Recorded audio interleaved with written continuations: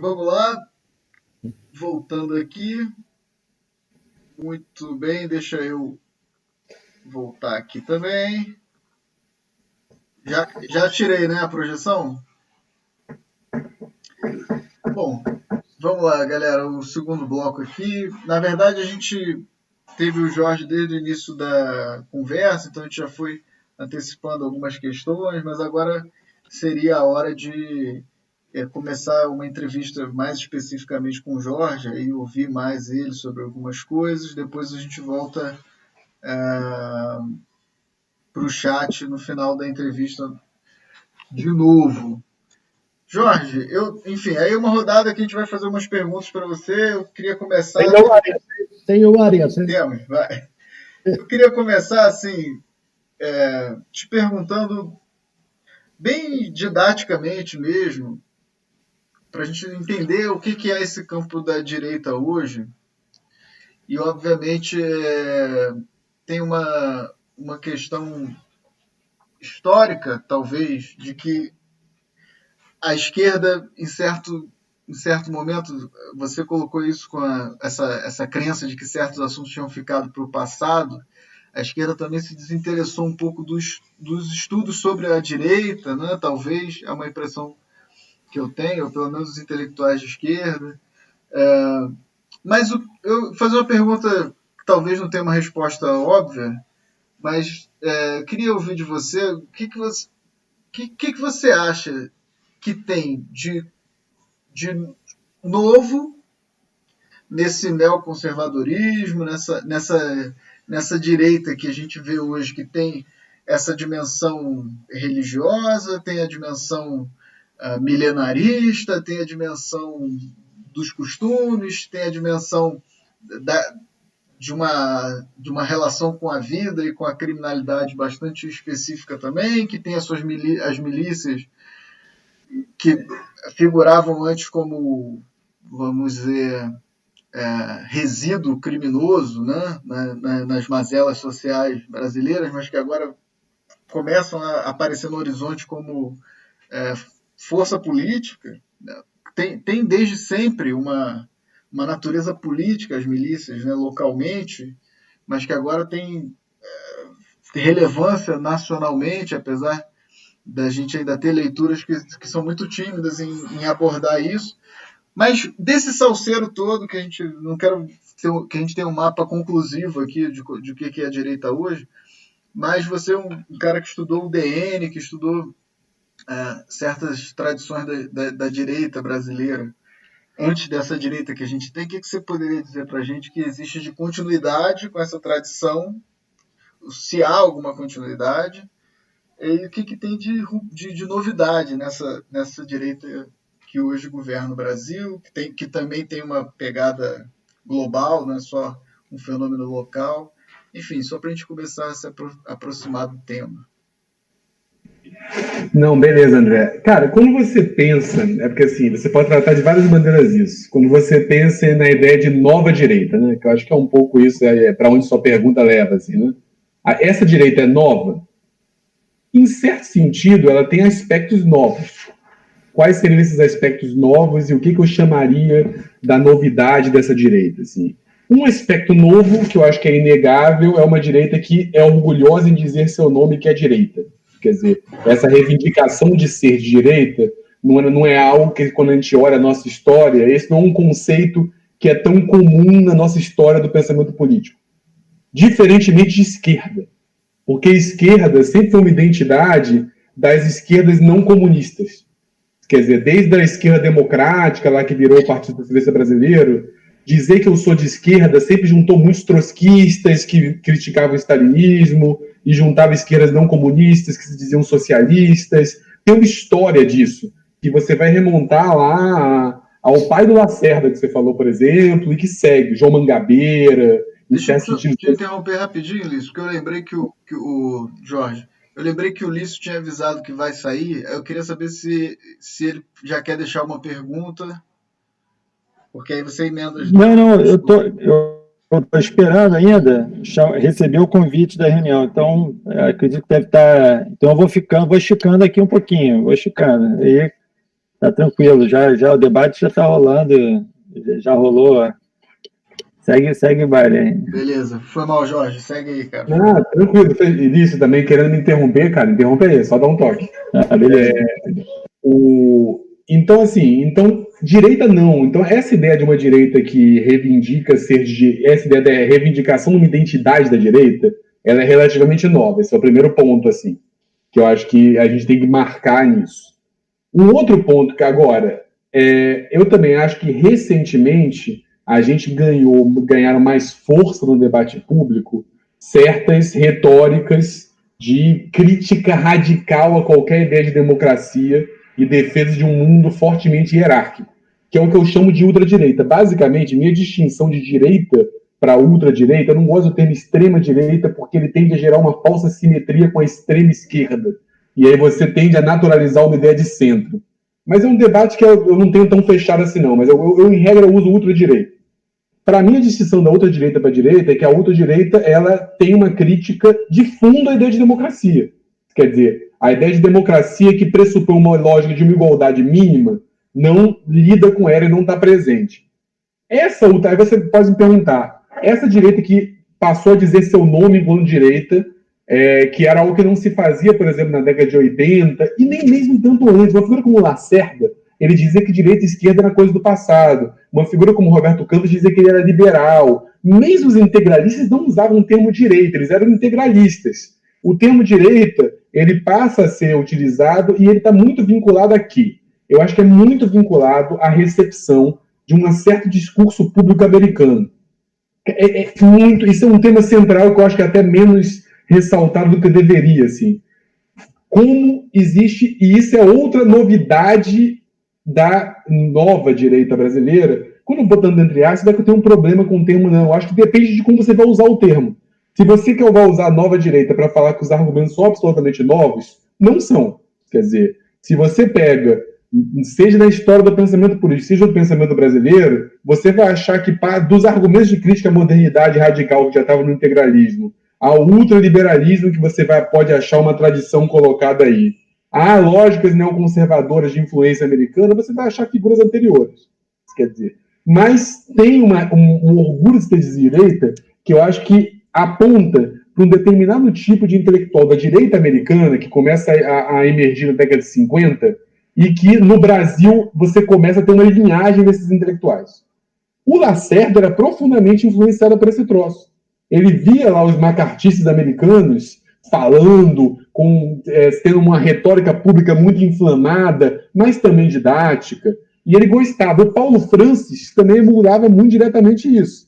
A questão é que essa persona virou algo, uma coqueluche, quando você passa a abrir um cenário público. Então, essa é outra dimensão de uma novidade de se colocar de direita. Agora, argumentos, como eu estava falando anteriormente, são argumentos que têm uma história no pensamento brasileiro. Então, do ponto de vista dos argumentos, ela não é tão nova, ela é mais nova na reivindicação de ser de direita, num certo estilo de intelectual público, segundo ponto, e por uma oportunidade grande porque a verdade, eu acho que a gente perde isso, de que nunca, e eu não vou entrar aqui sobre o legado petista, se o governo foi de esquerda, se foi de centro-esquerda, o que foi, mas nunca um partido identificado publicamente como de esquerda esteve tanto tempo no poder como no Brasil, nem de uma maneira tão hegemônica. Isso não aconteceu antes.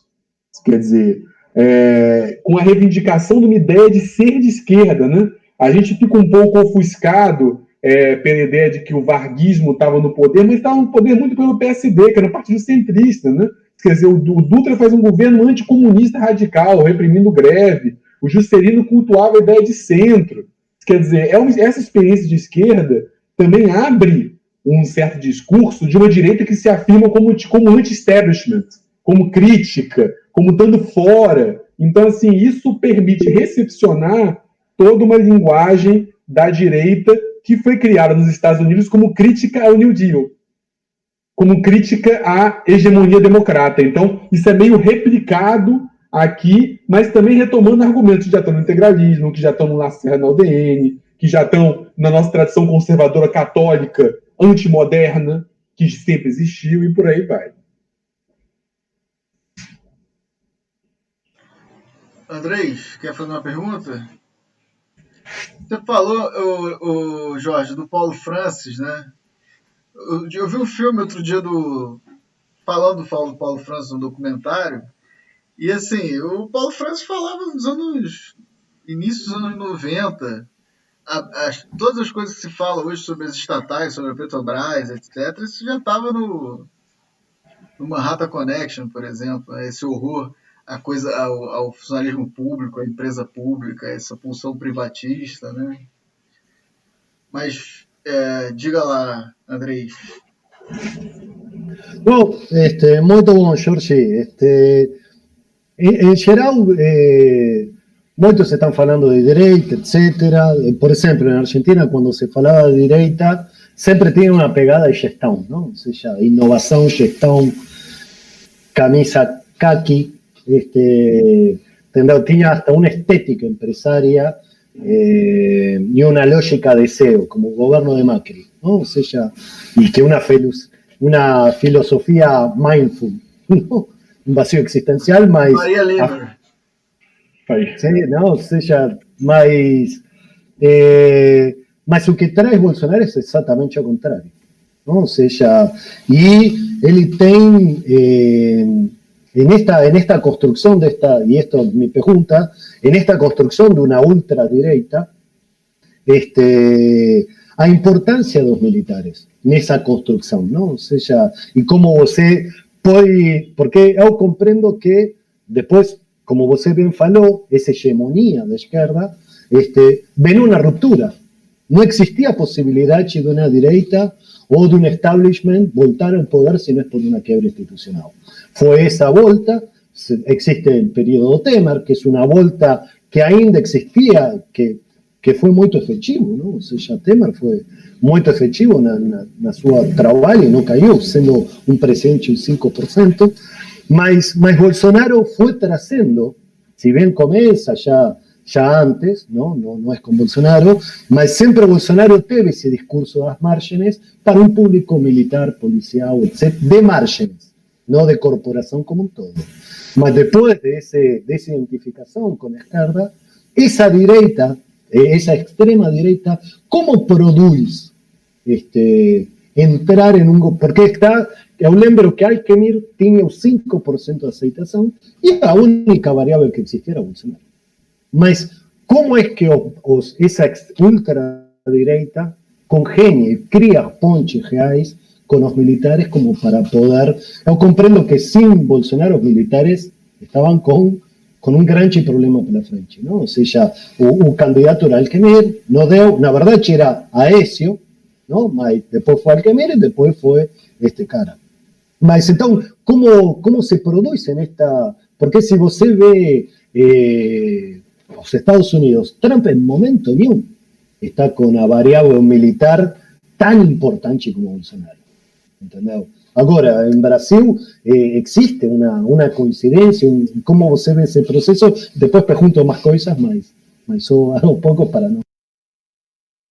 Não, ótimo, Andrés. Eu acho que tem duas coisas que você colocou, assim, que eu vou fazer essa passagem, e uma primeira coisa muito importante, assim, tem uma onda global de extrema-direita, direita radical, ultra-direita, como você queira chamar, mas essa onda de algo que, quer dizer, sei lá, no pós-89 se criou mais ou menos um consenso meio centrista, né? Tinha uma força centrípeta em que a política global ficou meio que organizada entre uma centro-direita e uma centro-esquerda, né? Quer dizer, o modelo americano foi meio que replicado, né, entre os democratas e republicanos. Os partidos socialistas europeus todos moderaram e os partidos... por outro lado, os partidos democratas cristãos ou liberais faziam uma centro-direita e você tinha um consenso meio em relação a uma gestão neoliberal globalista na economia, e você disputava ali muito no terreno dos costumes, no terreno da imigração, e por aí vai. E aí você vem muito pela direita um movimento que é meio que global, né? Isso quer dizer, que está presente desde o fortalecimento de forças de ultradireita em lugares que eles não chegaram ao poder, quer dizer, a Front National na França, a Frente Nacional chegando à segunda volta das eleições francesas, a Liga do Norte na Itália, o próprio Tea Party nos Estados Unidos como algo mais radical no Partido Republicano, o Orbán, o Partido da Justiça na Polônia, as movimentações na Rússia, quer dizer, pós-Yeltsin, sobretudo, quer dizer, tem uma interpretação muito equivocada, a gente achando que tem algo de esquerda no Putin, no que está no entorno dele. Quer dizer, saiu agora uma biografia lá sobre o Steve Bannon, que eu estou acabando de ler, do Tate Baum lá, em que ele dialoga, ele fala muito do Alexander Dugin, que é o grande ideólogo do Putin. O Dugin é um cara com defesa com, digamos, simpatias nazistas evidentes. Quer dizer, ele era de um grupo neonazista, ele quer juntar o comunismo e o nazismo anti-americanos, quer dizer, é evidente, não tem assim, é muito difícil você conseguir ver algo de esquerda ali. Mas eu estou fazendo essa volta toda para falar que se tinha algo que diferenciava a América Latina recentemente, é essa força desse ultraliberalismo do mercado. Porque esses caras todos não são particularmente ultraliberais e neoliberais. Eles fazem um discurso justamente contra isso. Isso quer dizer, eu ainda não chequei completamente essa informação, porque ele não tem secundário, mas, mas assim, o governo Orbán, ele faz políticas de inclusão social na Hungria ao mesmo tempo que ele coloca. Quer dizer, a informação que eu vou trazer é que o Orbán tinha reduzido o tempo de aposentadoria na Hungria. Eu não tenho 100% de certeza, não consegui checar isso. Estava num texto sobre o Orbán.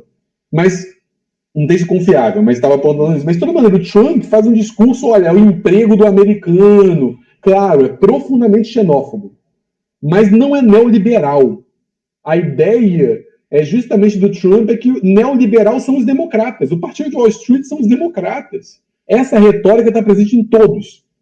Na Argentina, o macrismo não era tão conservador, não estava nem próximo do conservadorismo em termos de costumes do que aconteceu aqui. A própria questão do aborto, da maneira como o macrismo se colocou na Argentina, é uma posição diversa. Então, esse lugar do Guedes, no que representa o Bolsonaro no sentido global, é estranho.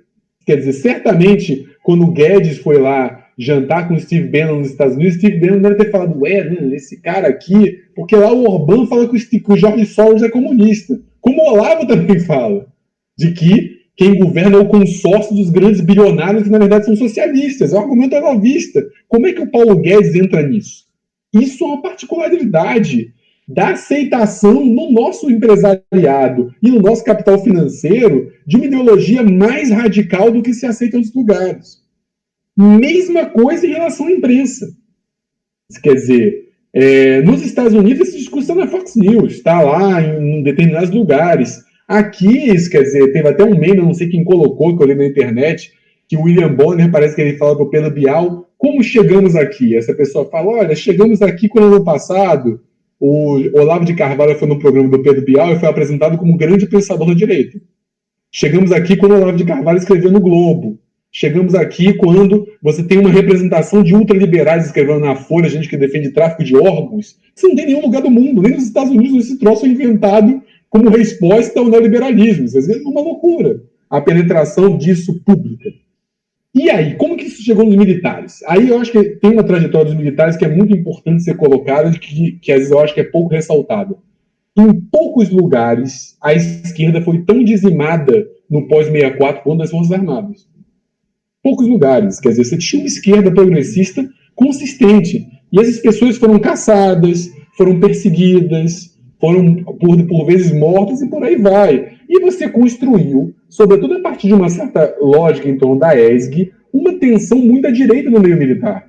Entre militares, que você tem toda a razão colocando antes, eram os chamados cosmopolitas, porque estudavam os militares antes, eram os antinacionalistas. Os nacionalistas, boa parte deles foram escanteados. E você tinha também, que não foram punidos, uma linha dura militar que é profundamente antidemocrática, não é isso? O Heleno era ajudante de ordem do Silvio Frota. Era gente que defendia atentado em gasômetro para culpar comunista e matar milhares de pessoas. Então, isso não já estava preparado o terreno do bolsonarismo. Né? O Silvio Frota que queria golpear o Geisel, né? Dizendo que o Geisel estava afrouxando demais. Né? Que o Geisel era entreguista. Então, esse radicalismo militar teve presente. E aí, quando os militares se sentiram excluídos, e a gente não teve um processo como na Argentina ou no Chile, de forte, digamos, punição de militares envolvidos com tortura, e punição de militares com crimes contra a humanidade. A gente não lidou com isso diretamente. Não lidou porque, em parte, tinha um discurso de ruptura muito forte da esquerda e da direita. Quer dizer, o próprio PT ele achava que a questão era para frente, não é isso? Quer dizer, tem a tese do Pedro Benetti lá no IESP, que eu estava na mão, uma tese interessante, que ele mostra como na Comissão de Segurança Pública da Constituição de 88, o representante do PT era o Genuíno. O Genuíno vota tudo contra a esquerda. Tipo, desmilitarização da Polícia Militar. O Genuíno vai lá e tum. Ignora pontos. Quer dizer, mesmo pro PT, ou pro PCdoB, ou do Rebelo, muito próximo dos militares, os militares já eram uma folga, o problema não era esse, o inimigo eram os neoliberais. Então, se ignorou a necessidade de lidar com isso. A verdade, quem lidou com isso foi o governo Dilma, com a Comissão da Verdade, com todas as coisas que a gente pode fazer, que foi quem lidou com esse troço. E também, não se pode colocar, para não ficar esse automartírio da esquerda, a verdade é que uma centro-direita civilizada, como o PSDB, em todos esses partidos, foi mais intolerante à ditadura que no Brasil. Quer dizer, um governo Fernando Henrique, um governo cheio de gente que foi perseguida pela ditadura, não transformou isso como questão de ordem. Por mais que justiça seja feita, o Fernando Henrique tem enfraquecido as Forças Armadas ao criar o Ministério da Defesa e botar um civil acima deles. E tenha feito, mas lidar com o crime da ditadura não, porque também ele achava que isso era o mercado e que o problema era a esquerda que não queria modernizar o Brasil. Então, faltou se perceber como esse ator estava lá, e ele sempre esteve lá.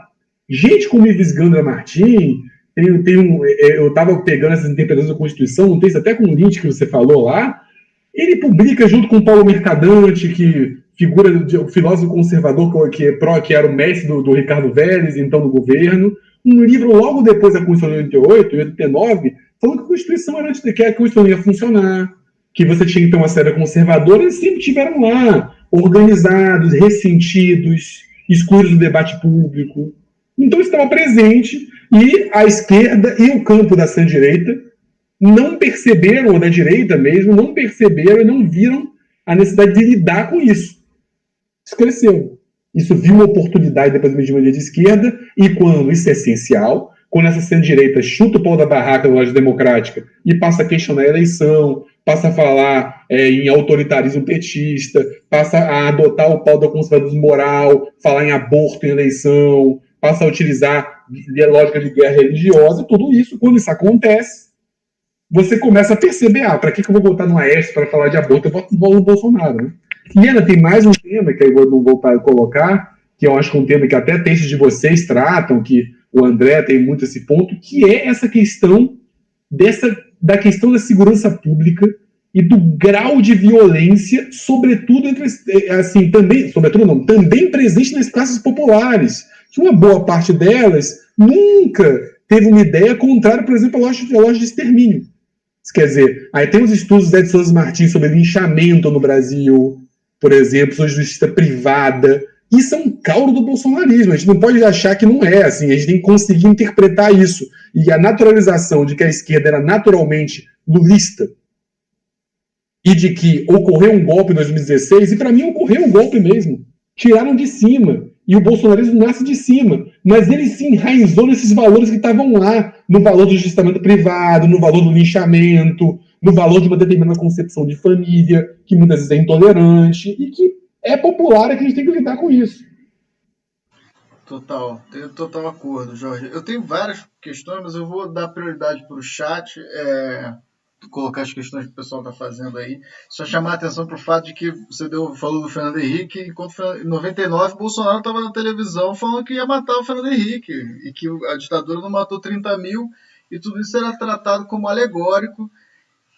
E é muito importante que, assim, durante todo esse período, o Bolsonaro esteve presente na grande mídia como figura popular para programas para as classes populares, né? Então, essa dimensão de uma formação de uma liderança que, apesar da institucionalidade ter sido um golpe de cima para baixo, ele vem nutrindo uma ideologia de baixo para cima e se legitimando como uma liderança que catalisa esse imaginário que está também nas classes populares, é inegável isso, né? Assim, realmente foi uma cochilada que a democracia deu, que é inacreditável, né? Se o cara é presidente da República, tem um deputado que fala que ia dar um golpe, que o cara ia ser, se ele assumisse, ele ia matar o presidente, e assim, nada é feito. E o cara está aí hoje governando a gente, repetindo as mesmas coisas. Vamos para o chat. Vamos lá. Onete fala da anulação da chapa do TSE. Jean Assanza está assistindo desde Caracas. Olha aí, o Tempo Nublado Internacional. Muito legal. Madá Pereira diz que acha que o Bolsonaro só chegou lá por falta de um projeto, infelizmente, da esquerda, que, ao meu ver, está muito mais voltada para eleições do que para mobilizar os trabalhadores. Carol diz assim, André, mas será que não tem uma estratégia bolsonarista via fake news e desinformação que se contrapõe a essa ruptura, que se contrapõe a essa captura tradicional dos meios de comunicação pelo mercado, na democracia neoliberal pré-Bozo, que quebra ou busca quebrar a construção de hegemonia? Só para ressaltar que a minha pergunta tinha relação com a frase do André, a minha frase sobre o duplo papel da mídia. O Net avisou que vai ter que sair. Elcio Pacheco, grande Elcio, está lá de Natal assistindo a gente. Priscila, grande Pri, obrigado pela presença aí. Muito bom você estar assistindo a gente. Leandro pede vênia, mas não entende esse movimento como direita. Como de direita. Não entendi muito bem aquele. Mesmo, na verdade, um fascismo na direita tradicional. Elcio pergunta onde se enquadra o fascismo nessa análise de direita. E aí, vamos lá. Passo a bola de novo para o Jorge, depois a gente faz uma rodadinha sobre essas questões. Bora, eu acho que eu vou começar do fim, assim, dessa coisa de onde se enquadra o fascismo nisso, né? Olha, eu tendo a analisar o fascismo como uma linguagem que vai ganhando cada vez mais força em todas essas correntes. Quer dizer, cada vez mais elas são tolerantes ou elas flertam com isso, por mais que o campo que é mais abertamente fascista é esse campo, digamos, reacionário tradicionalista na sua pregação. Agora, tem uma outra ideia que eu acho interessante, que é a ideia de que a verdade é que o bolsonarismo ele vai criando uma certa lógica de autonomia perante essas correntes quando ele está no poder. Né? Quer dizer, você passa a ter um movimento cada vez mais, você pode falar em bolsonarismo mesmo. Ele começa a ganhar força. E esse bolsonarismo, aí se você espremer nele, no coração dele está o fascismo. Porque ele é mais irracionalista até do que os outros. Por mais curioso que seja, né, que o olavismo fale contra a razão moderna, o bolsonarismo ele é mais irracionalista, né? Ele é puro mito, ele é pura glorificação irracional do passado, acho que o Andrés lembrou bem, ele é pura agressividade contra o inimigo, ele é pura masculinidade misógina e preconceituosa, ele é tudo isso. O centro dessa mobilização é isso, que está vinculado a esse ponto, né? E eu acho que essa mobilização vinculada e a tolerância dos militares a isso, quem falou em cassação da chapa do TSE, me parece não ter condição política. E aí, no caso, por mais que agora eu tô naquele estado de que qualquer ajuda contra o Bolsonaro serve, né?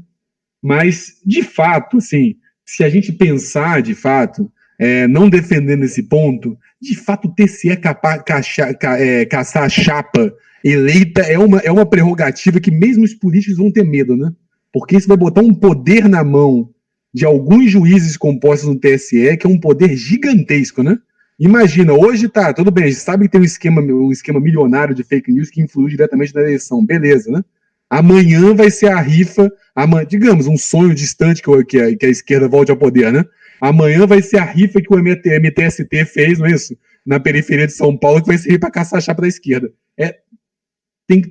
De fato, eu acho um caminho, e eu acho que, assim, se o TSE agisse, corria o risco de um golpe. Eu acho que corre o risco de um golpe. Eu acho que isso agora. Também acho que a gente tem que ter cuidado de ler o que os atores dizem. Quando o Barroso fala que o TSE vai agir, não sei se necessariamente o TSE vai agir, mas é mais uma pressão do Bolsonaro, né? Mais um sinal para essas elites falando, ó, estamos pressionando o Bolsonaro por aqui, né? O Celso de Mello pressiona por lá. A Globo News percebe que o Bolsonaro é fascista agora, né? Descobriram há 2 semanas. E aí faz uma fala radical. E você vai compondo pressões que o custo do governo se torna cada vez maior, né? Que eu acho que é isso. Que a grande questão é perguntar por que os militares continuam apoiando esse troço se eles podem tentar governar um governo também extremo de direita, também de ultradireita, mas com um deles, o Mourão, e alguém que pelo menos não tem, que a gente saiba, um vínculo com milícia explícito, né? Quer dizer, não tem esse passado tão sujo quanto o do bolsonarismo. Essa é a pergunta que fica, para a gente tentar interpretar isso, né? E eu acho que a passagem... E aí, a questão direita-fascismo, olha, para mim é isso. O fascismo é um movimento e uma linguagem de ultradireita, sabe? Eu utilizo isso porque tem gente que vai chamar o fascismo de um movimento histórico determinado, né? Se você não tiver exatamente as mesmas coisas que ocorreram na Marcha sobre Roma de 22, você não pode falar em fascismo. Acho que fascismo é uma linguagem da política, quer dizer, é uma retórica presente, é um tipo de ação e organização política que está presente, é um tipo de organização de classes sociais, e que ele está presente no Brasil hoje, por mais que, claro, tem essa grande ausência para mim, que é o partido. Quer dizer, você não tem o partido fascista clássico, nem mesmo o partido integralista, que é a coisa mais próxima que a gente teve, né? Que tinha filiado pra caramba, milhares de filiados no Brasil, que fazia voto em eleição presidencial, como fez em 55 o Plínio Salgado, que era uma presença aqui que a gente esquece, né, às vezes, na nossa história. Mas não tem isso. Agora, eu acho que a saída é justamente você conseguir trazer de volta o caráter de excepcionalidade do fascismo. Isso que o André falou é perfeito. A gente voltar a achar absurdo o deputado falar que vai... O Fernando Henrique era para ter esse... E a PGR... E o judiciário era para ter prendido o Bolsonaro, né? Era para o Congresso ter caçado o Bolsonaro, então. E era para ele estar, entendeu? Preso à época. É isso que deveria ter acontecido. Pelo menos processado criminalmente para ter que responder isso, né? A gente não fez na época. A gente tem que conseguir, agora que ficou difícil, agora que tem mais mobilização popular, retornar e criar essa barreira sanitária antifascista. De não tolerar isso publicamente, de criar um pacto de que você não faça editoriais como os do Estadão, não é? De achar que o fascismo é igual ao cara que governou 8 anos e não quis o 3º mandato, ou que não ameaçou em nada nenhuma lógica da democracia representativa. Quer dizer, criar a ideia de que você tem um grande inimigo colocado, como, por exemplo, aí pode parecer igual a Cuba, não, igual a França.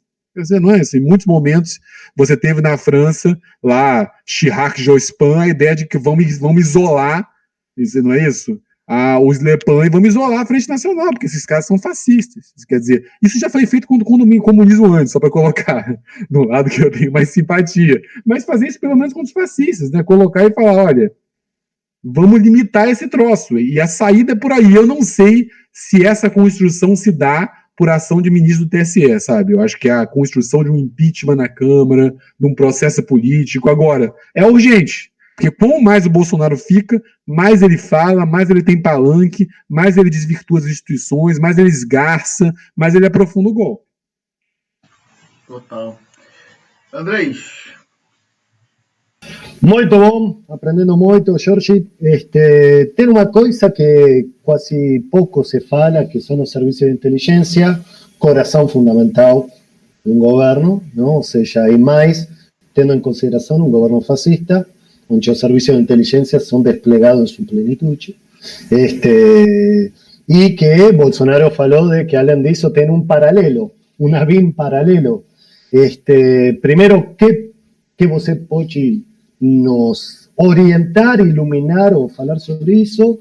E depois, eu acredito que, lamentavelmente, a esquerda não está dentro da foto do horizonte. De aqui, que a pergunta que André falou, que vai acontecer depois? Bom, a esquerda não está dentro do horizonte. Eu acho que é uma guerra entre direita e extrema direita. Fascismo e uma direita, vamos a colocar, democrática. Me custa falar isso, mas vamos a colocar de forma tímida. Mas que você pode falar? Que a dança que vem pela frente já não é um golpe, mas é uma dança de direita, onde a redução de direitos sociais, a reconfiguração do Estado em relação com a sociedade vai mudar de forma muito profunda, como está acontecendo. Sobre o serviço de inteligência, é interessante porque, assim, uma das lógicas do fascismo que você colocou é uma certa lógica da não transparência, né? Uma lógica do segredo, uma lógica do secreto. E a maneira pela qual essa ultradireita opera no poder, e algo que tem comum entre todas elas, é uma certa ideia de não transparência da ação pública. E isso é muito curioso, né? Se a gente olha a reunião ali, isso está presente em todas essas forças sociais. A ideia de que eu não tenho que prestar contas, seja o empresário que não tem que prestar contas porque o Estado se mexe demais na vida dele, seja os militares que os interesses nacionais não têm que ser debatidos publicamente, têm que ser debatidos entre eles, seja o próprio judiciário, quer dizer, o que é a ação do Moro na Lava Jato? Não, eu divulgo aqui o áudio quando eu quero, no tempo que eu quero, para quem eu quero, eu investigo o que eu quero. Como assim? Não é assim que funciona. Então, nessa lógica faz todo sentido que você tenha a ideia de encher a BIM colocada, né? Quer dizer, a BIM e Gabinete Institucional que ganharam, mais uma vez, força no governo Temer quando ele chegou e estava lá. Quer dizer, que foram, digamos, marombadas do governo Temer, foram fortalecidas aí. Isso é uma coisa. Agora, tem outra coisa, que é quando o Bolsonaro fala em informação paralela, que aí eu acho que é o fascismo popular do Bolsonaro, não o milicianismo. É isso. É a lógica do informante. É isso, é a lógica do informante. Daquele cara que presta a lógica da máfia, né? Do cara que me deve um favor. O policial me deve um favor, logo ele me informa, não é isso? O político me deve um favor. É como o Bolsonaro pensa política. Ele pensa política com a lógica do miliciano, que é o mafioso. Quer dizer, da troca de favores por influências, né? Então, eu acho que isso está muito claro e muito presente nesse primeiro ponto, sabe? Na questão da BIM, como se coloca. Isso para mim é evidente. Sobre a questão das centro-direita e direita, concordo integralmente com você, da direita e ultra-direita, que eu acho até melhor para colocar, e eu concordo integralmente com você. Agora, eu acho que tem que ter algo que eu acho que a nossa mídia perde de perspectiva, e porque ela também age muitas vezes como instrumento ator dessa direita, e que a própria direita perde como perspectiva se você não oferecer alternativas claras à população em relação ao debate dos seus próprios rumos, vai surgir alguém que vai querer melar o jogo. E hoje em dia as condições são mais favoráveis para essa ultradireita. Quer dizer, você tem que reabilitar uma esquerda como ator democrático tolerado pela grande mídia e por certa intelectualidade. Se você continuar uma lógica de criminalização da esquerda, que começou a ganhar força em 2005, mas que é lá da antiga, né? Quer dizer, tem um anti-esquerdismo que é antigo na política brasileira. Sério. Eu estava por questões de pegar retórica, linguagens políticas cariocas, é um negócio que eu nem escrevi, eu ia fazer uma coisa sobre a história do lacerdismo, eu fiz um texto mais curto sobre isso. Eu nem utilizei esse material como eu gostava, mas eu fiz umas análises da eleição de 92 no Rio, que tinha Cidinha Campos, que ficou no primeiro turno, e no segundo turno foi Benedito César Maia, né? César Maia, que era um brisolista, reivindicou Lacerda, e numa mudança de lado ali colocado, né? E tem um retorno do Lacerda nessa eleição, o filho do Lacerda quase sai candidato. A cobertura do Jornal do Brasil, que é o nosso jornal progressista, sobre a Benedita é criminosa. Ela criminaliza a Benedita. É nota em coluna social falando, um traficante morreu no Chapéu Mangueira, logo Benedita não saiu para fazer campanha. Sabe?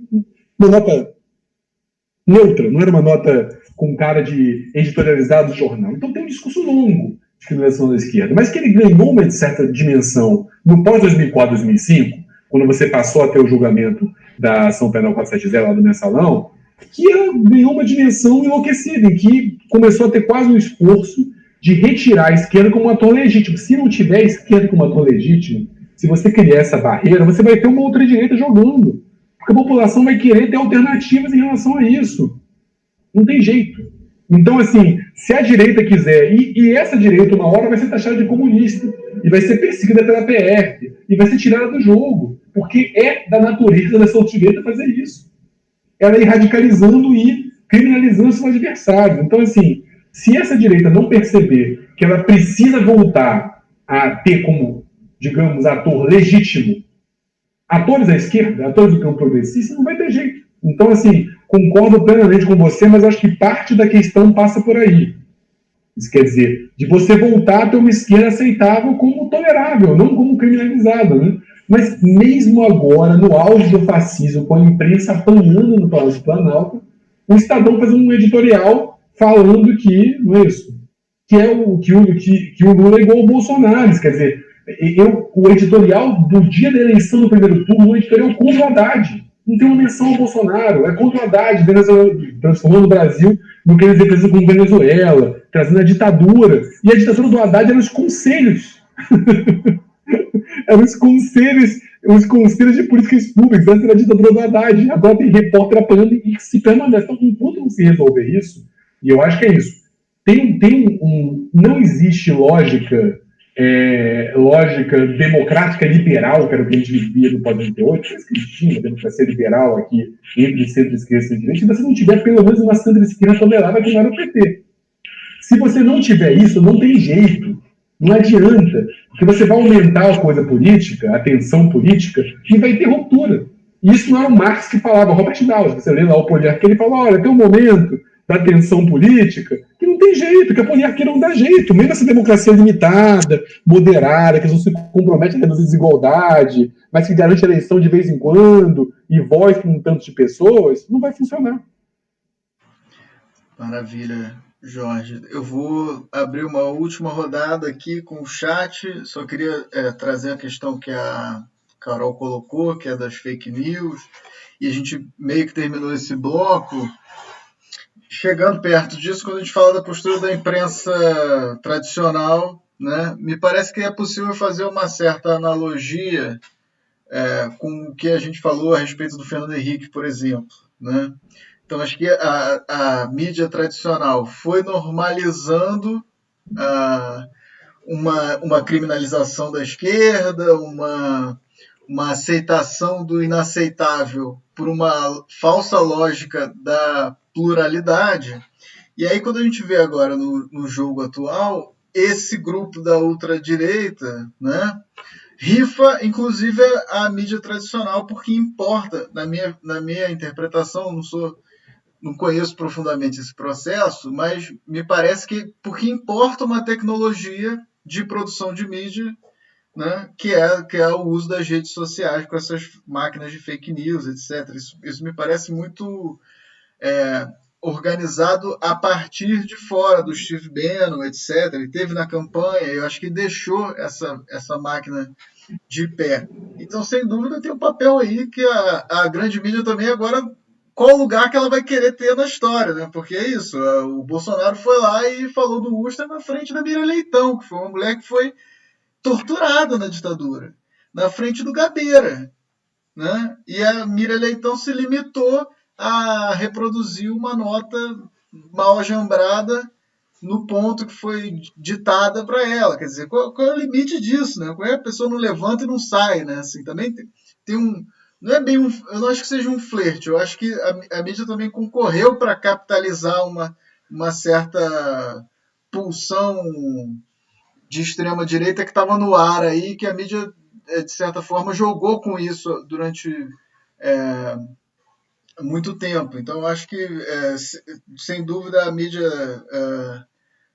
tradicional hoje está padecendo dessa perda de hegemonia, né? Assim, porque o Bolsonaro fala da Globo e da Folha assim, com maior, né? E agora eles resolveram retirar os repórteres do curralzinho lá, né? Depois que a coisa chegou num ponto, porque até então eles faziam cobertura todo dia, uma coisa que eu nunca vi, né, em presidente nenhum, ter coletiva diária na porta do cercadinho com claque e a mídia lá, não, beleza, Bolsonaro.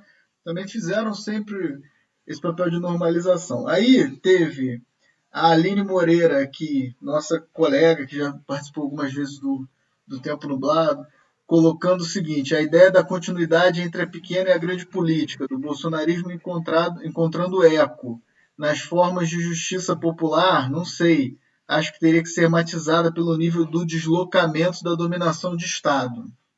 Acho que ela está falando um pouco do que a gente falou, que tem uma reverberação para as camadas populares esse discurso, né? E ela está problematizando um pouco isso. Seria interessante a gente colocar isso. Sandra Helena fala que a esquerda está muito parada. Silmara coloca assim: e ainda tem muita igreja com nomenclaturas do tipo resgate da salvação, usando termos do exército de fé, coisa assim. Essa junção entre religiosidade, moralidade e outras ideologias políticas de direita é bem problemática. Aí eu abro uma última rodada aí de comentários sobre essas questões que surgiram no chat para a gente ir caminhando para o encerramento. Eu acho que vou começar pela questão da Aline, e porque eu vou acabar com a questão dos fake news, que eu acho que as duas são muito importantes. A questão das fake news abre mais portas ainda, né? Eu acho que a Aline tem total razão, de fato. Não é na fala rápida aqui, eu não quero sugerir que a população é naturalmente bolsonarista. Não é esse o ponto, nenhum argumento. Mas eu acho que tem e aí eu acho que essa distinção gramsciana que ela propõe entre pequena e grande política é uma chave até interessante, porque com toda a rapidez que eu estou pensando isso aqui e o cuidado que eu posso estar falando bobagem, mas eu tenho a impressão de que um movimento que o bolsonarismo tenta fazer é um movimento de que o bolsonarismo ele tem uma certa intenção de nublar essa distinção entre a pequena e a grande política. Quer dizer, ele tem e esse movimento se faz um pouco por dois lados. Ele se faz tanto por conferir, digamos, dimensão de grande política às questões mais ridículas e comezias que a gente pode pensar nisso. Quer dizer, o que traduz uma coisa rotineira. Quer dizer, então ele tanto transforma o que nem é pequena política, sei lá, nem dá para chamar de pequena política, né? O dia a dia desse ponto. Quanto o Bolsonaro, por outro lado, ele confere, ele consegue, ao mesmo tempo que ele confere ao dia a dia esse grande sentido e essa grande narrativa que ele constrói, por outro lado, ele consegue vender a ideia, e isso acho que tem um ponto, de que ele não tem uma grande política, de que ao fim e ao cabo, ele está tocando as coisas como ele toca a vida dele, ele não tem grandes intenções, ele não é ideológico, ele está apenas seguindo esse ponto. Então, o deslocamento dessa operação é fundamental para ele. E justamente por isso, uma parte central da retórica dele, e eu acho que, digamos, do diálogo que ele acaba construindo, passa por ser capaz de dialogar com sentimentos naturalizados pela vida das pessoas. E aí é um ponto que eu acho que eu posso até falando bobagem, mas porque eu não entendo bastante do tema, mas acho que o André, ele certamente eu sei que entende disso e pode ponderar, mas acho que tem algumas pesquisas sobre, eu fico pensando muito na pesquisa do Zé Souza Martins sobre o linchamento, mas tem outras pesquisas do campo da segurança pública que, por exemplo, mostram uma certa popularidade da ideia de, por exemplo, justiçamento pelas próprias mãos, sobretudo em relação a uma versão popular à ideia de bandido colocado. Isso não faz essas pessoas. Quer dizer, eu até acho que num post no Facebook eu falei, as pessoas estão falando que o Bolsonaro lembra que lembra o militar A ou B, ou que aproximava do Figueiredo. Eu falei, a figura histórica brasileira, o membro do integralismo que mais me lembra o Bolsonaro é o Tenório Cavalcante. O antigo homem da capa preta, que foi deputado estadual, que foi vereador por mais de um município da Baixada Fluminense, e que foi candidato a prefeito do Rio e era popular, fazia 15%, 16% na eleição para Guanabara de 60%, por exemplo, na eleição prefeito para Guanabara, ele tem voto, o Tenório Cavalcante. Então, meu ponto não é assim, que a população é naturalmente bolsonarista. O Tenório Cavalcante foi deputado federal, né? Deputado federal, pela UDN. Depois ele sai. E aí, mas o ponto central é que assim, não é que a população seja bolsonarista, nem que ela seja. Eu tenho um problema grande até com o argumento do conservadorismo popular no Brasil. Eu tenho questões com isso. Mas eu acho que esse tipo de afeto em relação à segurança pública é uma chave central do bolsonarismo de diálogo em relação a eles. E esse foi um ponto que eu acho que a esquerda não conseguiu. Não é cair no ponto que a esquerda não teve um discurso público sobre o que um bando de gente escreveu sobre isso, fez propostas, mas como proposta eleitoral de construção disso, a esquerda não conseguiu se vender como alternativa, nem conseguiu destruir um pouco esse consenso. Isso, para mim, permanece. Mas, enfim, eu reconheço que é um campo que eu não domino muito bem, eu estou apontando, assim, essa questão da segurança, porque eu acho uma chave interessante, e esse insight vem para mim muito pelo que eu já li sobre o Tenório, de teses sobre ele, de coisas, de como ele de discursos dele, e um pouco por essa retórica e por essa presença, por exemplo, de um número de policiais militares e militares do bolsonarismo com esse discurso de segurança, pelos estudos sobre bancada da Pala, de gente como Faganello, do próprio discurso sobre desarmamento que essa tese do Pedro Benetti faz. Então, assim, pelo que eu flerto na área, eu acho que tem algo aí, mas eu conheço pouco no debate para aprofundar tanto, mas eu acho que o ponto a pergunta da Aline é muito importante para não naturalizar e cair nesse ponto, que é um ponto que me incomoda enormemente. A população, no fundo, do Brasil sempre foi bolsonarista. Não, não é assim. Não é um mal secreto que estava sempre revelado, sabe? As coisas são mais complexas do que isso, entendeu? Isso quer dizer, mas você tem paixões, muitas vezes antidemocráticas, porque eu entendo que a ideia de justiçamento privado é algo antidemocrático, que é um ponto necessário, isso quer dizer, nesse termo, isso quer dizer, até pela ideia do que é o crime do Brasil e por aí vai, que são ferimentos do bolsonarismo. E eu também acho que é um erro da nossa interpretação, e eu não estou imputando isso para a Aline, mas que eu debato isso, eu acho que a gente faz um salto lógico. O salto lógico é a de esquerda ou centro-esquerda caiu pela elite, caiu pelo golpe. Verdadeiro. O bolsonarismo começou de cima, sim, com a ideia de que o bolsonarismo ele não é popular, ele é um fenômeno das elites. Não. Ele é um fenômeno das elites e um fenômeno popular. Se ele fosse um fenômeno das elites, era mais simples até, certo sentido. Isso quer dizer, é claro que ele permanece maior das elites. Se você só pesquisa da Datafolha aí, 55% de quem ganha acima de 10 salários mínimos apoia o Bolsonaro. Mas a gente não tem 30% desse time de elite no Brasil. Isso quer dizer, para você chegar aos apoios do Bolsonaro, você tem que pegar muita gente. Isso quer dizer, você pega gente que ganha de 2 a 5 salários mínimos, gente que ganha de 1 a 2 salários mínimos, gente que ganha menos de salário mínimo.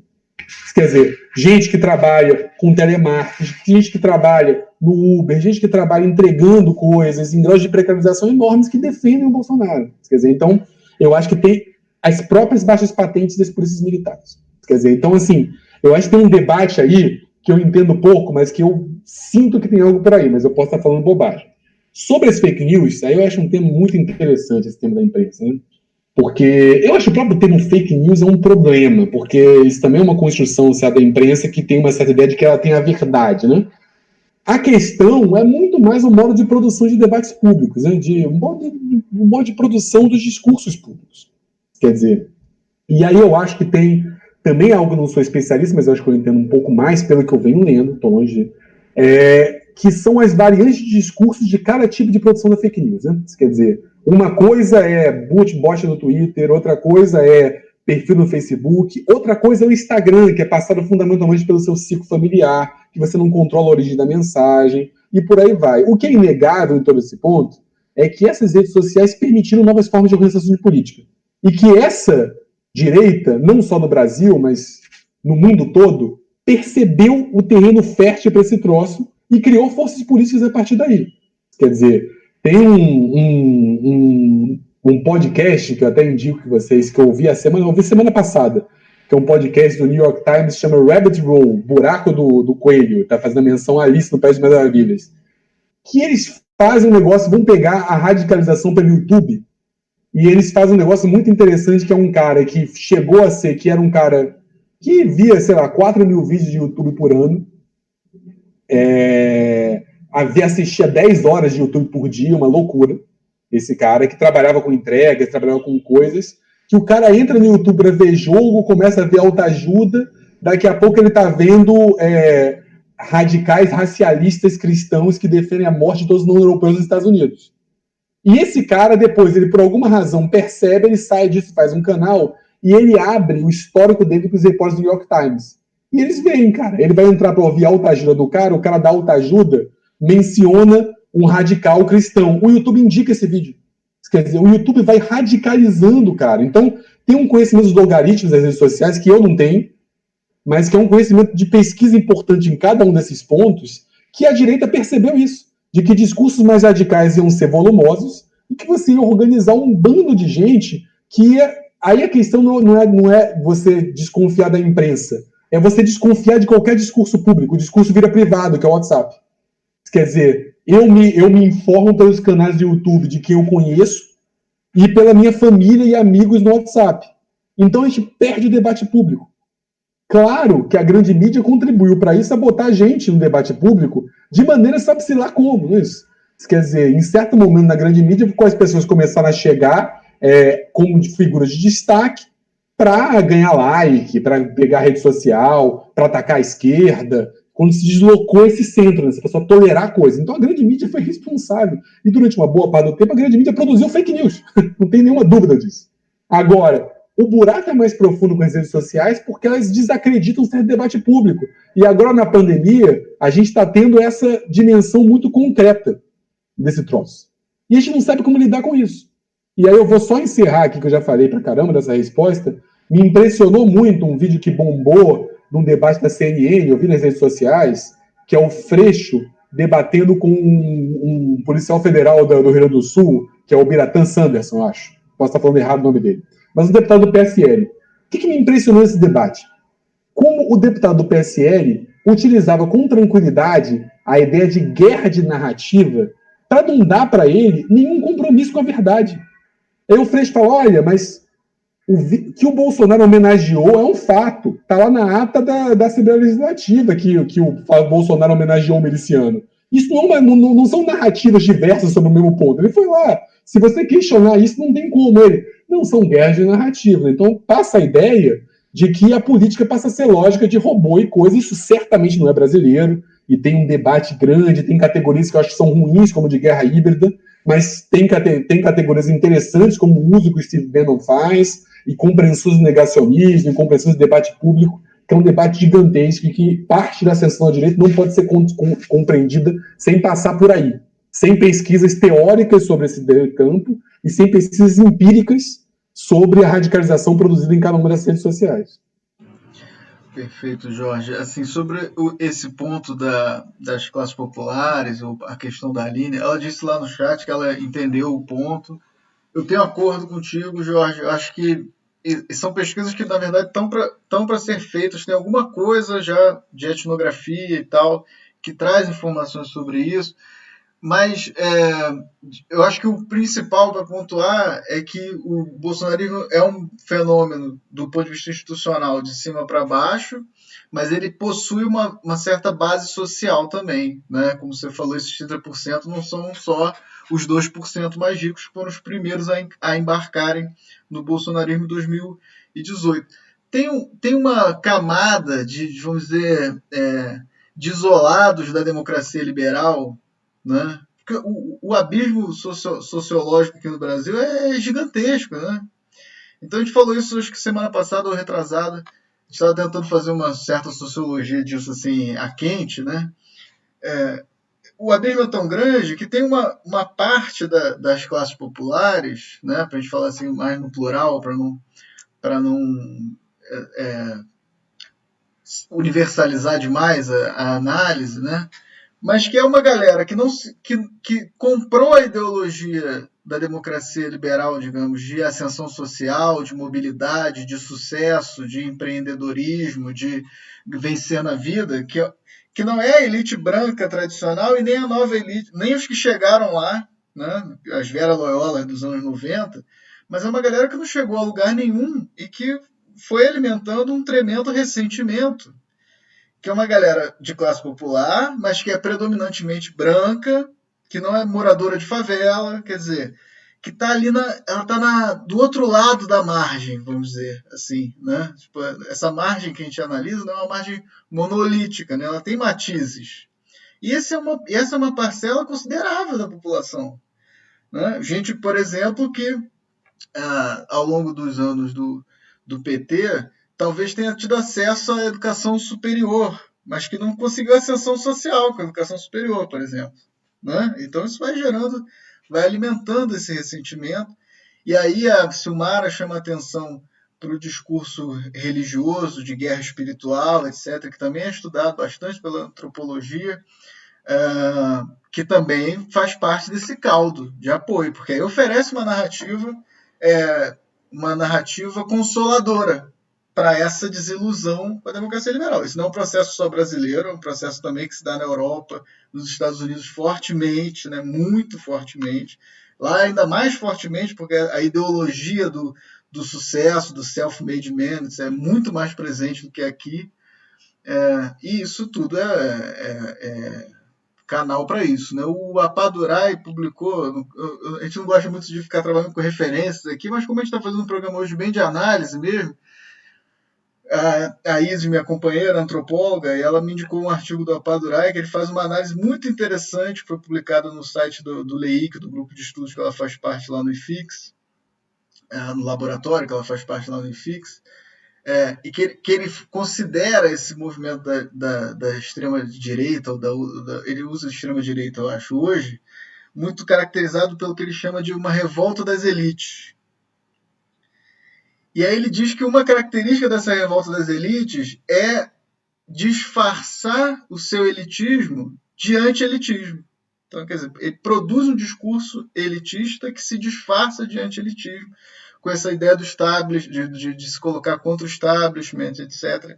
E o Bolsonaro é basicamente isso, né? Ele é um cara que está a serviço de todos os interesses das elites mais predatórias, né, globais, mas ao mesmo tempo é o cara que diz que ele representa essas classes populares brancas, conservadoras, ressentidas. Né? Existe uma coisa muito, inclusive, na lógica das fake news e no recrutamento dessa nova direita, dessa extrema direita ou da ultradireita, seja lá como a gente chama, que é de criar uma comunidade de párias, né? Os terraplanistas, todo mundo que se une em função de uma coisa assim. Não, a gente não tinha lugar nessa ordem, nem no discurso da esquerda e nem no discurso da direita liberal. Aí tá aí, né? Bom, meus amigos, eu não sei se o André quer comentar alguma coisa. Dentro dos párias, os que escutam Jota Quest são parte? Com certeza. Tá aí, a gente pode ver o histórico aí. O Jota Quest emerge na mídia aí no mesmo naco histórico aí, né? Altas tardes de Domingão do Faustão com o Jota Quest aí. Tenho tanta vontade de ir a um show que eu vou para um de Jota Quest. Tudo começou com o Jota Quest, ele abriu a porta da partida linda, meu. Isso. Mas eu acho de que já usamos de Jorge com 3 horas compartilhando, pensando a Brasil, pensando nós também, y olhando qué podemos ter de horizonte, ¿no? En esta construcción, que es alguna cosa que a izquierda tenemos que hacer, es crear horizontes, utopías, para tentar crear otras alternativas posibles, sino o tornarnos bolsonaristas. Opa! Sim. Bom, Jorge, assim, eu quero agradecer muito a sua participação, muito legal, tem coisas muito interessantes que dão pano para manga aberta da gente continuar pensando, continuar discutindo. Acho que quem ficou ligado aí até agora, até o final do programa, deve ter curtido também. Eu agradeço todas as mensagens que o pessoal mandou no chat, que sempre tem mandado. O programa fica disponível no YouTube, né, obviamente, depois que a transmissão foi encerrada. A gente faz sempre um último bloco de encerramento, que é de dicas culturais, sugestão de música, livro, produtos de cultura em geral, né? Para também falar do que a gente tem lido, feito, curtido para fora desse universo melancólico, né, que é essa discussão sobre a política no Brasil. Então, a gente convida você também para dar suas dicas, aí, suas sugestões. A quente mesmo, a gente não pede nem para o convidado preparar nada antes, que é meio pegar assim do que você está vendo agora, o que você está ouvindo agora. Lendo. Como você pode salvar a vida de alguém nesta pandemia? Entendeu? Vou compartilhar aqui, a ver, eu acho que é aqui. Varios preguntaron sobre qué se escuta en Argentina, qué sería un clásico. En este sentido, no Jota Quest, ¿no? Y como Argentina es todo nada y siempre es bipartidario, etcétera, se está enxergando aí os dois?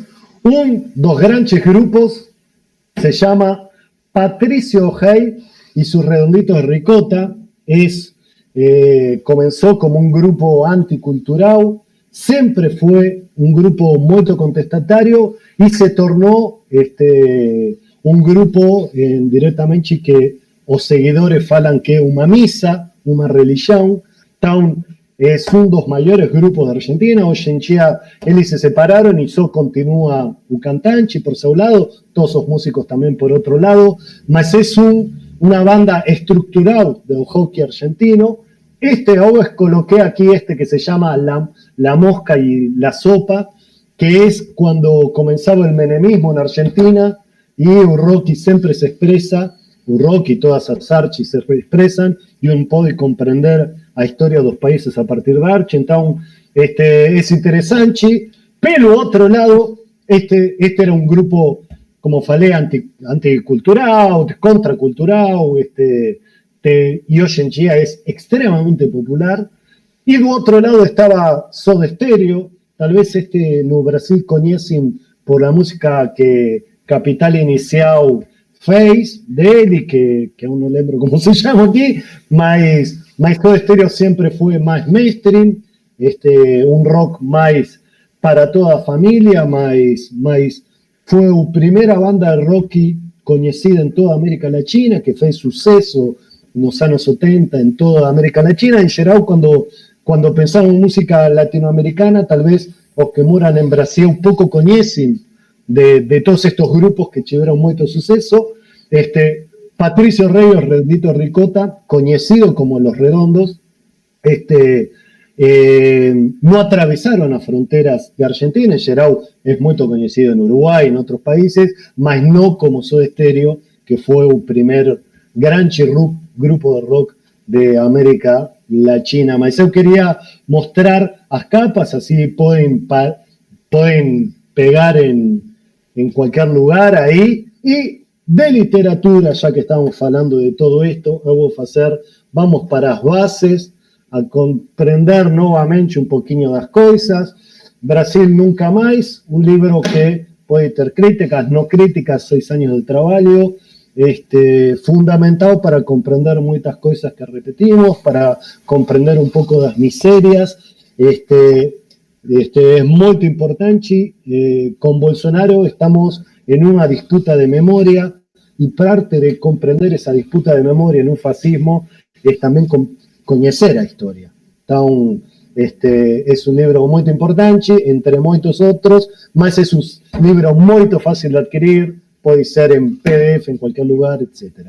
Entonces, no recomiendo un domingo a la tarde leer ese libro, mas es un libro que aconsejo se aproximar para comprender que no es brincadeira una dictadura. Enamorar una intervención militar puede parecer mayo cuando você tem 15 años, puede ser fácil para alguien que es rico, mas para toda sociedad y termina pagando a conta. Entonces, esa es mi dica. Un placer, muy obrigado por todos los mensajes que mandaron, y especialmente para Jorge, pela força y por todo que aprendimos. Siguen ahí. Muito bom, Andrecito. Jorge, quer dar suas dicas aí, rapidinho? Beleza, cara. Não, tá ligado o microfone. Cara, eu vou aproveitar e vou, já que vocês falam, não faço isso sempre, acho que vou fazer um de cada, assim, para colocar, fazer 2 ondas anos 60, 70 hoje em dia, para tentar ter uma onda mais animada, né, e uma onda mais recente. Livro, cara, romance, eu acabei de ler o romance recente do Milton Atum, que se chama Pontos de Fuga. Pô, eu recomendo bastante, assim. É a segunda parte de uma trilogia que está sendo pela Companhia das Letras lá, que pega basicamente uma trajetória de um estudante, o Martim, na verdade, que pega um pouco entre o golpe de 64, década de 70, mas, assim, não é um... Claro que não é um livro leve, mas é um livro muito ágil, e, pô, eu gosto imensamente do Milton Atum, assim, então eu indico bastante. Ela tem um 3º volume da trilogia, então quem quiser pegar, que vai sair sabe-se lá quando, acho que ano que vem, então quem quiser pegar o livro por enquanto. Eu acabei de ler o segundo volume, Pontos de Fuga, ou Primeira Noite da Espera, então indico bastante. Disso, cara, eu vou aproveitar, eu até indicar uma coisa mais recente, eu vou aproveitar que, pô, eu ando mobilizado esse mês com a morte do Aldir Blanc lá, que, pô, uma figura que eu admirava imensamente, assim, e eu vou indicar lá o último CD só do Aldir Blanc lá, que que ele gravou se eu não me engano, quando ele fez 60 anos, que é O Vida Noturna, que, pô, tá no Spotify, que é um CD maravilhoso. Acho que a galera muitas vezes ouve o Aldir com o João Bosco direto, às vezes ouve ele com Ginga, com Moacir, mas esse, claro, tem coisas de parceria no CD, mas é o Aldir cantando, acho que, pô, como homenagem, fica um CD bem legal, e é isso, tem Spotify, YouTube, vocês acham tranquilos. E filme, cara, eu vou indicar uma coisa que a Raquel, minha companheira, me mostrou, e que eu acho fantástico, assim, que é de uma na real é uma série de diretores lá de Minas Gerais, mais precisamente de Contagem, que é uma cidade periférica do lado de Belo Horizonte, que tem uma produtora chamada Embaúba Filmes, cara, que tá disponível na internet, onde você paga um aluguel módico de filmes para eles, assim, tava até de graça, mas você paga uma coisa assim, sei lá, R$3 o aluguel de um filme, uma coisa assim, bem R$3, R$4, e que tem umas coisas absolutamente fantásticas, filmada pela galera, assim, e tem lá, você pode escolher, se for para escolher é um filme meio pesado pra quarentena, mas eu acho, porra, das melhores coisas que eu vi de filme de cinema brasileiro há muito tempo, a Arábia, cara, que tá lá, que é um filme, porra, sensacional. E aí Entrar, que também dá uma força pra galera, que assim, bem ou mal, alugando o filme com eles, que é um preço barato, mas dá uma força pra quem tá produzindo cinema independente, os filmes são do caralho, assim, muito maneiro mesmo. Então acho que é isso. E, pessoal, só para aproveitar e agradecer muito o convite, o papo, foi uma tarde ótima aqui com vocês. E nos próximos vou estar acompanhando aí, mandando perguntas pelo chat também, para a gente trocar uma ideia. Pô, super obrigado, Jorge. Cara, vou agradecer muito. Enfim, maior alegria, porque a gente é companheiro de trajetória, de estrada aí, né? Somos da mesma geração de UPERJ, de IESP. E estamos sempre trocando ideia, mandando coisas para a revista Escuta, então é muito legal ter a sua participação, sua colaboração aqui no Tempo Nublado. Eu queria agradecer a todo mundo do chat, todo mundo que participou, quem se dispõe a ficar 3 horas aí acompanhando esses debates. O Tempo Nublado ganhou esse formato, a gente não vai conseguir sair das 3 horas, não tem jeito. A gente mudou essa semana, falaram um comentário só e os outros conversam, mas a gente chegou nesse formato e vamos aceitar o que nós somos, né? Eu queria encerrar com as minhas dicas aqui. Eu já falei, acho que mencionei esse podcast no início do programa, que é o Medo e Delírio em Brasília. É um podcast curto, muito bem editado, que dá um resumo dia a dia do governo Bolsonaro. É muito engraçado. Assim, então é muito bom você se atualizar, saber das notícias desse governo, mas também podendo rir, né? Assim, um pouco das coisas. O cara faz imitações, ele imita o Frota maravilhosamente. Assim, é muito bom ele imitando o Frota. O Frota comentando a reunião ministerial, vocês não imaginam, né? Uma coisa incrível. E, bom, quero sugerir alguns discos, né? Eu sugiro, já dei sugestões de música, mas eu tenho um monte de vinil aqui em casa, um monte de disco. Enfim, vou dar umas dicas de disco. Algumas coisas tem em plataformas, outras coisas não tem, né? Então, eu escutei muito essa semana, que é o Coisa Mais Maior de Grande, do Gonzaguinha. É um disco muito bonito. O Gonzaguinha é um cara que me comove muito. Acho que o Aldir é uma das vozes, né, da redemocratização, da reabertura. O Gonzaguinha é outra, um cara que traz um lirismo muito, muito, muito bonito do que são essas pulsões democráticas, essas esperanças democráticas, essas visões democráticas de mundo. Um clássico da música brasileira, para não ficar fora do radar da galera, Milton Nascimento e Lô Borges, Clube da Esquina 1, uma obra-prima, um disco muito, muito lindo da música brasileira. E dois craques que eu... Qué lindo que era, desculpa André, qué lindo que era o trabalho de arte, a ideia, o conceptual de trabalhar. Olha isso. Como um reconhece a imagem e como a arte dos discos era... Não, olha que beleza. Muito bom, boludo. Muito lindo. O do Gonzaguinha também, ó, a foto da contracapa, que linda. Sensacional. A capa interna também, é um disco com a capa dupla. Ah, muito bom, muito bom. Agora, esse aqui é um craque que eu adoro, que é o Jamelão. Um disco muito bom que chama Ela Disse-me Assim. Jamelão é conhecido como intérprete, né? Eu gostava de puxador da Mangueira, mas era um grande cantor. E eu gosto especialmente das músicas do Lupicínio Rodrigues na voz dele. Então esse disco é um discão. E por último, é uma joia da música brasileira que, se um dia minha casa pegar fogo, eu vou, obviamente, né, salvar os seres vivos da casa, né, tentar correr atrás deles sobreviverem. Mas em termos de objetos, acho que a primeira coisa que eu vou tentar correr atrás para escapar do incêndio é esse disco aqui, ó. Elisete Cardoso, com Zimbo Trio e Jacó do Bandolim, ao vivo no João Caetano. É um disco de um show histórico que ela fez, que foi registrado pelo Museu da Imagem do Som. Para mim, a Elisete é a maior cantora brasileira de todos os tempos, é a grande dama.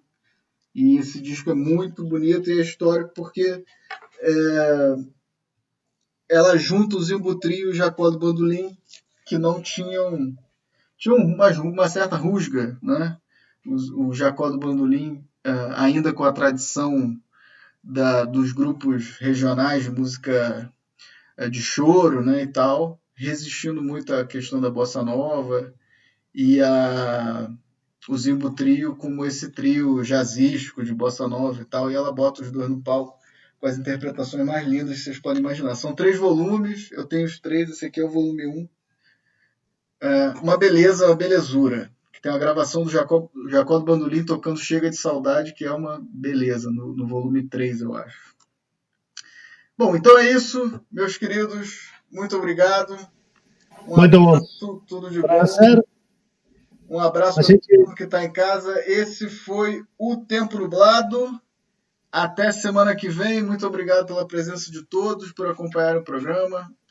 Curtam o canal, sigam, ativem as notificações, escrevam pra gente e a gente se vê semana que vem. Obrigado, Jorge. Obrigado, Andresito. Até mais. Valeu. Abração. Valeu, pessoal.